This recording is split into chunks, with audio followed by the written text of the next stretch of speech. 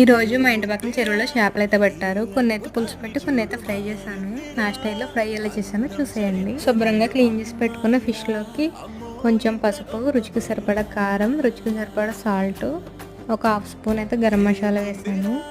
ఒక స్పూను బియ్యం పిండి వేసాను. వేసి ఒక లెమన్ ఉంటే వేసుకోండి. నా దగ్గర లెమన్ లేక నేను కొన్ని వాటర్ వేసి మొత్తం మిక్స్ చేస్తాను. మిక్స్ చేసి మూత పెట్టేసి దీన్ని అయితే డీప్ ఫ్రిడ్జ్లో ఒక హాఫ్ అన్ అవర్ అయితే పెట్టుకోవాలి. హాఫ్ అన్ అవర్ తర్వాత స్టవ్ ఆన్ చేసి ప్యాన్ పెట్టుకుని సరిపడా ఆయిల్ వేసి ఫిష్ ముక్కల్ని ఒక్కొక్కటి వేసి ఒక సైడ్ బాగా కాలిన తర్వాత మళ్ళీ నెక్స్ట్ ఇంకొక సైడ్ తిప్పి బాగా కాల్చుకోవాలి.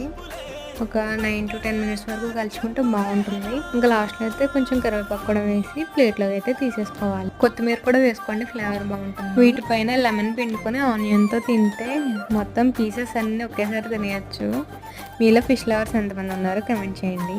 మీరు కూడా ఫిష్ ఫ్రై ఎలా చేస్తారో అయితే కమెంట్ చేయండి. వీడియో నచ్చితే మాత్రం please like, share and subscribe.